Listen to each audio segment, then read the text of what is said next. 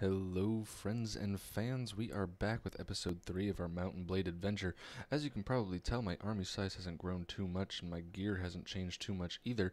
I've only done a couple of tournaments and whacked around a couple of groups of looters. Hopefully you guys have as well, gotten some tournaments under your belt, gotten some better gear.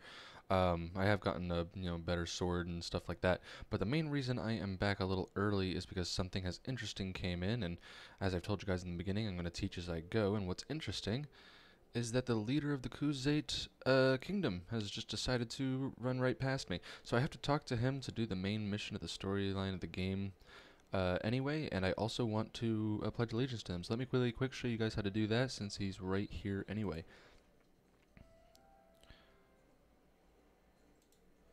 Now, as I said in the beginning, the main storyline of the game is kind of meh, but we're gonna go ahead and go through it anyway because it's necessary to get your own kingdom later on. So we're gonna be polite.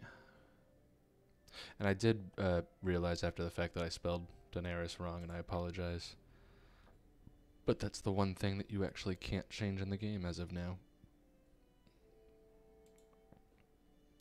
Alright, so if the blue question mark was next to somebody on the map, it means that you can talk to them about the main story quest, and that's Noretzi's Folly. So we're going to go ahead and ask him what's up. Well, that's what some people call the Great Battle of Panderick in the year of 1077. Emperor Noretzes led an army accompanied by Khuzaits and Aserai to fight the coalition of Sturgians, Battanians, and Vlandians. It was a disaster for him. He died in it, but the victors didn't fare much better. I've never actually read any of this before. I always just skip through it, so I might as well read it for you guys. So let's find out some more about it. You got to keep pressing all the orange ones, otherwise you didn't complete the quest. Yes, the Emperor Noretzes had offered to hire our warriors as mercenaries. I saw nothing wrong with that. Yeah, I wouldn't either. The Empire was an old bear, well-fed, slow-moving. It wanted to keep what it had. The Sturgians were and are hungry wolves, like us. Sometimes wolves hunt in packs, and sometimes they don't. Sometimes one wolf wants the lion to kill his rival.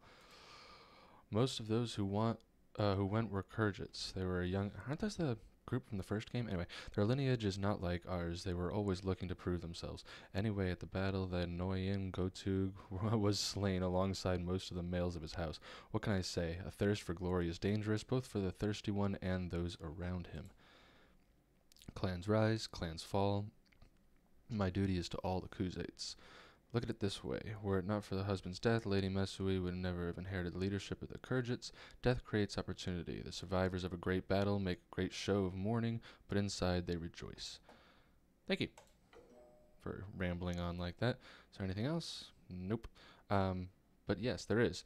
So we're not going to deliver any demands to him. That's if you want to make him hostile and go to war with him, which we really don't want to do. You can say I have a quick question, but I've never actually seen an option in there worthwhile right off the bat. But if you go into something I'd like to discuss, you can say that you want to enter their service. And you can say a bunch of things, but most importantly, I would like to enter your service. If this is the kingdom that you like and you found the leader or some noble of the kingdom that you're in, you can go ahead and pledge yourself to them as a mercenary. But if you are below clan tier 2, you won't be able to be a vassal, but you can be a mercenary and you can get paid for killing their enemies, and you can say that you accept. Good, I'll have my man write up a simple contract. Sweet. You can count on me. So you can go ahead and finish out that conversation. Come see me if you need anything else. So you're now actually free to go ahead and join his army, and you'll totally surrender control to him. Why don't we go ahead and do that? I mean, like I said, I didn't get that great a gear, but let's just go ahead and do that. And so I'm just, I'm not even controlling it right now. He's going to take us around the map. I like to zoom out when we're doing this and kind of just keep an eye on where we're going. It'll tell you where you're going and what you're going to do there. We're going there to besiege a castle. So we're going to get right into besieging, even though we've only fought like 2 or 3 times in this game so far. Oh, man. Good thing we avoided that. I suppose. I mean, we probably wouldn't have been able to take it, but I don't want to risk it.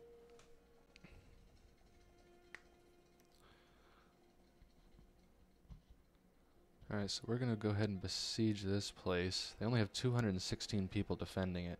So go ahead and speed it up because it's entirely up to your leader when you storm in. So if it was us controlling it, we would want to... Oh, okay, we might get stopped in our siege here.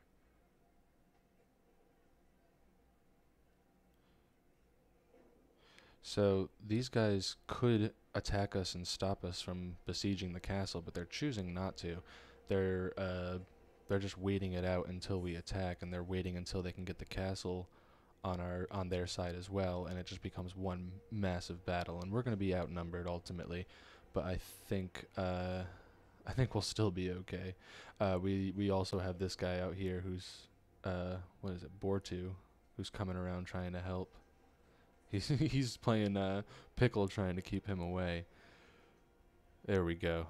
Alright, so he's actually turned away, which means that these guys are no longer close enough. This guy did his job and pulled him away, and we're just going to jump in while these guys have their backs turned. And we're going to help out. We're not going to just stand by and watch. We're going to go in our first siege of the series. Here we go. Going up against the Empire here. They've, like I said, I've never really liked them too much. They just seem cocky to me. You know, maybe I'm just sour from Star Wars. The Empire has never really been the good guys. So I always just do auto deploy because nothing really seems to work when I do it yet anyway. Let's begin the assault. I'm gonna hop off my horse. I like to walk with my men. I don't have a shield yet, which is unfortunate. I'm definitely not going to be the first one in if I don't have a shield. So to hop off your horse without looking at it, by the way, you can go ahead and press Z or Z, depending on where you are in the world, and you can just get off of your horse easily that way. Now to switch between walking and running, you can press caps lock. If your caps lock is on, you'll be walking, which I like to do in the battle. Makes it a little bit more intense, keeps you at the same speed of your men. And, you know, you don't really want to be getting ahead of them anyway, because that just makes you the target of all the archers. So it looks like we are already getting some kills. I guess we just got a whole lot of archers. Oh, goodness gracious. That cannonball could have damaged the roof if it hit it in the right spot, but it hit right on the joint of the edge and bounced off. That was awesome. It still took a good amount of damage, though. You can see that. So let's just keep pushing this thing along until we get up to the gate, and then we should be able to break in with our guys without an issue, shield or not.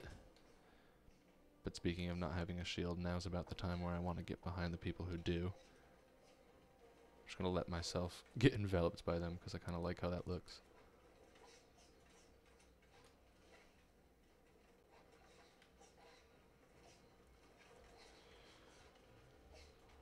Let's keep an eye on the walls and just see how that's going.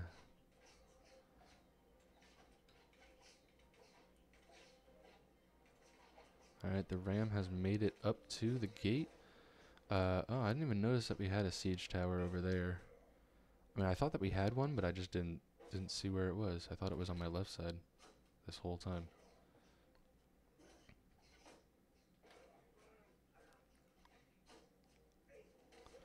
Boom. Alright, so once the initial gate is down, you do have to go in, and you and the rest of your army has to go in and manually, by hand, beat down the second gate.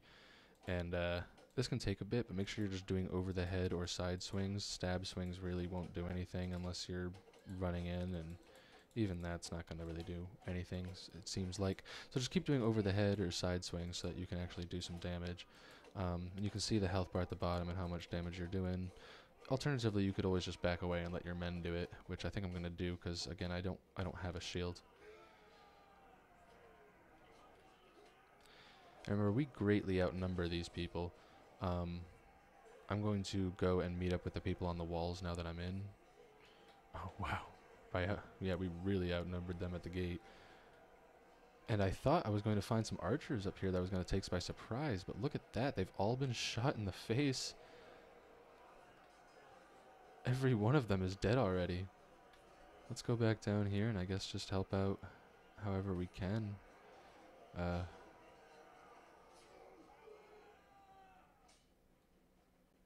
feel pretty helpless.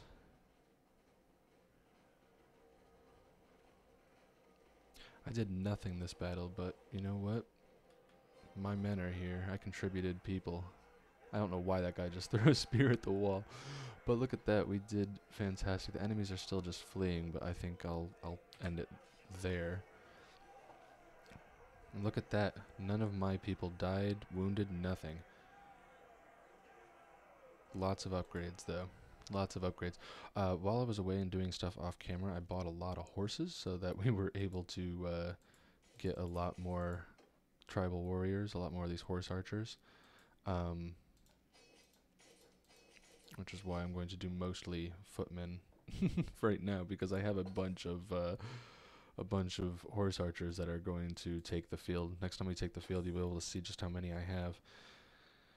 And I don't really see. I wish I could use that crossbow, but I want to use a regular bow when the time comes. It's just quicker on the draw.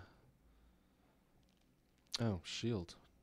Gosh, whole time I was talking about not having a shield. There we go. Done. So now that that's taken, you'll actually there'll actually be an election that begins. You can see in the kingdom screen. Well, we are just a mercenary, so we can't take part in it, but there'll be an election begins that determines who gets it. And if you were a vassal, you would be one of the options to be awarded the castle or city or what have you. Are we really going to chase this guy down? It looks like it. Looks like it.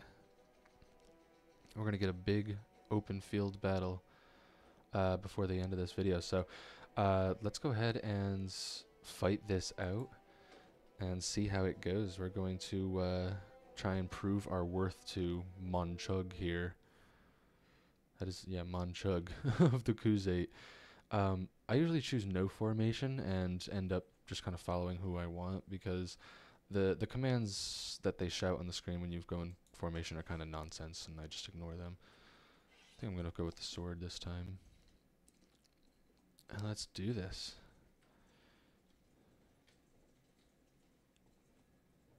Here goes all the, oh, there they are, yep, all the horse archers, just a ridiculous amount.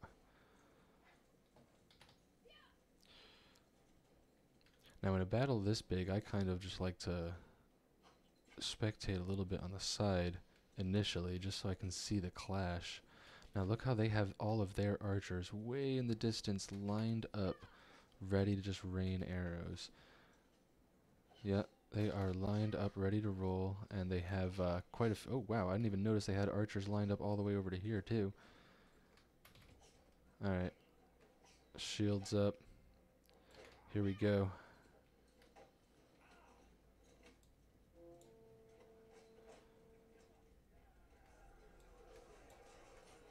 Oh, nothing. Nothing doing. Here we go. The battle begins. Look at the chaos. Oh my goodness. This is a 400 on 400 battle, give or take.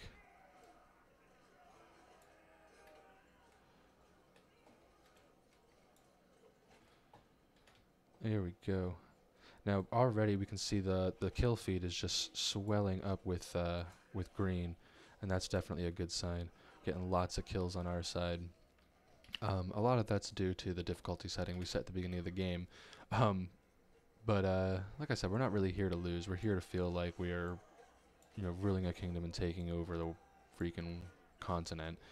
And mostly to teach you guys, you know, what's what. So it looks like we're pushing through pretty easily here. We're finally getting through the ranks and chasing down the stragglers. And I hope they leave none behind. Hopefully my men got plenty of kills. Yeah, Monchug says charge. He doesn't want to leave any behind either. This just seems like a dead end. Oh no, it goes back. Here we go, here we go. Last of the people. This should be a victory by now, but I guess Monchug is just that ruthless. I know with horse archers, there's no reason not to kill everybody, because they will catch up to them and shoot them down. There we go. Alright.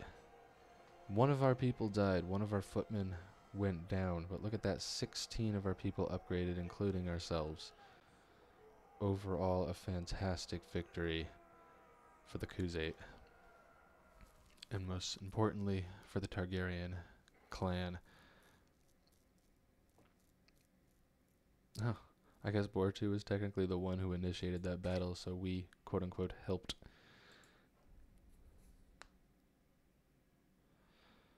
Oh, this is a nobleman from the other, from the Empire's army. They're going to surrender to us and take them as prisoner. Now, if you sell these people at a tavern from one of a warring cities, they will pay you a lot of money to hold them in their prison. Easy way to make a few bucks right there. And take some of their best units. And the one footman we lost. I think I'm a little overloaded on horse archers, but is that a thing? Is that possible? Can you really have too many horse archers? I don't think so. If you can't touch them, you can't kill them. Oh, nice, a saddle. Better than my saddle.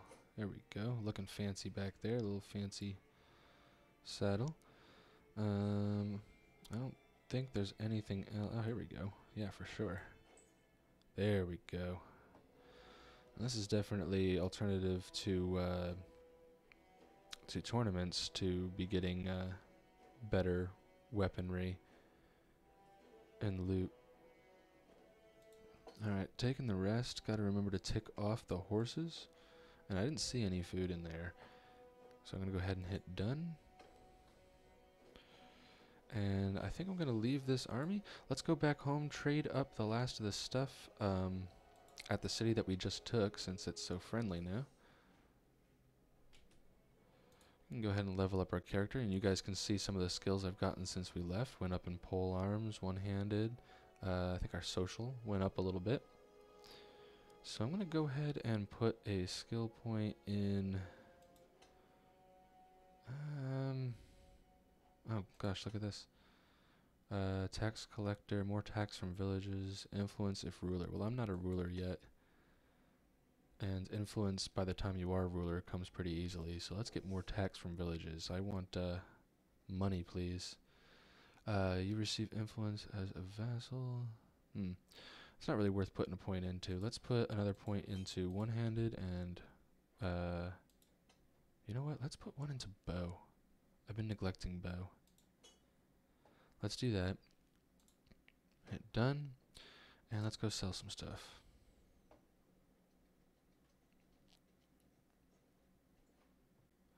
Now, let's see, we get a good amount of money. Thanks to that lord we had. Probably could have gotten more if we went all the way back into Khuzait territory, but don't really care. But let's sell all of that fancy stuff that we got for a lot of moolah. Bingo. And let's go ahead and grab a few more horses while we're here. Horses, if your units aren't actually on them, or even if they are horse units, will increase your speed on the map unless you have too many horses. If you have too many horses, it will actually start to decrease your speed because your herd size will just be too big to control. You'll be spending too much time trying to keep your animals in line instead of actually moving to your destination. Let's go ahead and get some food if we can. I'll take all your cheese and butter, and I'm still going to be profiting $1,519 from the sale of all those goodies. Alright, well, I think that is as good a spot as any. Well, nah, before we end it, let's go ahead and kill some looters. Let's go ahead and just roll up on them. Did you see how fast we rolled up on them because of all the horses we have? We probably have about double their movement speed on the map since they have no horse at all, and we have like 30 of them. So let's go ahead and just roll up on these guys. We have about double the amount of people they have, a little bit more. And I think that my horse archers will probably have them killed before they even get there. Now, I'm going to take this time while they're just fighting it out in front of me to explain just a few more tactical things on the map. If you press 1 on your keyboard, you will select your infantry. 2 will select your archers, which I have none. 3 will select your cavalry. And 4 will select your mounted archers. And I have only infantry and mounted archers, so that's all I can really do. But say I wanted to just select my mounted archers in the beginning there to have charged and left my infantry behind, I could have done that, and singled them out. So that's just a little tip there if you want to get between them. And if you select something that you don't have, say I don't, if I don't have archers, let's say, which would be 2, I could press 2, and that would select all of my units, since there's no other unit to select. So we won without me even going in there and looking at that. I mean, you can see the corpses, though, just strewn about. I love setting it to unlimited corpses because you can just see piles of bodies on the field afterwards. But just one more thing, since we're here, I'm going to go up on this hill and show you guys just a few formations. After a battle is a great time to practice formations and just see how they all work. So I've got everybody going out and assembling up in that field. Formations, any command that we can practice here. First of all, the movement command that we've already looked at is F1. And we've already confirmed that that just gets your all of your units and moves them to a set destination. For some reason, those units over there aren't coming with me, but ignore that. So you can put them at a set destination if you press F1, which gets to movement commands, and then F1 is to position. You can press F1, F2, that's follow me. That's going to get these guys to follow me. F1, F3 is charge, which you guys already knew that. F1, F4 is advance, which simply just makes them move forward from where they are towards the enemy and attack anything in their direction. So it's similar to charge, but I mean, not really. They'll just keep kind of moving forward. They won't necessarily move towards the enemy. I don't know, I've never really seen it work too well. Fall back, which is F1, F5, of course, is basically retreat. F1, F6 is just stop on the spot, just, abort what you're doing. And F1, F7 is a true retreat from the battlefield and run off the map. And F9 just cancels out of everything. So let's move into, if you things other than movement orders, you can do F2 and choose which way they're facing. You can face a specific direction with F1 and tell them where to look, or you can tell them to face the enemy. Back out with F9 again. Now, the most important tab we're going to look at here is F3, and that's formation. Now, if you press F3, you can see a whole slew of formations coming up, like these horse archers I might want to put into a skein formation, which is F6. Now, the importance of each of these formations, that's a whole nother video and can of worms to look at. But just know that F3 brings up your formations, and you can click through these pretty freely before the battle. Now, as you've noticed in the battles that we've been doing so far, for the most part, everybody's just kind of charging in. But when you're just leading your army up against another army, sometimes you can have plenty of time to hold out your formations before they actually attack. Because they'll be making their formations and they might be going on the defensive or something like that. So play around with the different formations and see how they work for you. But the next button you want to press is F4. That determines hold fire or fire at will for all of your ranged units. This is going to be especially important if you do go into a hideout. I know I advised in my last video not to go into hideouts, but if you do go into a hideout, make sure you press F4 when you go in. Otherwise, your archers will not act as archers and they'll try and run in and melee. So press F4 as soon as you get into a hideout, and they'll go into fire at will, and you'll have no issue there. F5 tells all of your units to dismount. All mounted units will then dismount. And then F5 again will tell them to mount. If you do that during a battle, when there's a lot of empty horses running around, units that don't even normally use a horse will grab an available horse and hop onto it. F6 is skirmishing, which means that they will constantly be moving and trying to avoid fire. And it's definitely a good command if there's a lot of ranged units on the enemy's team there. And F7 is, you don't really need to know F7. So go ahead and play around with those after a battle. Sometimes is the best time to do it because there's no penalty at all for doing that. I'm going to tell them to stop skirmishing because that's obnoxious. And just play around with it and see how it works best for you, and especially play around with it when you're facing up with some looters. So I think we're going to go ahead and end our video here into the sunset. I hope you guys learned a little something in this one. And I'll see you guys in the next one after we run around with Monchug or other armies for a little bit and build up our own groups and try and get to clan tier level 2. See you next time.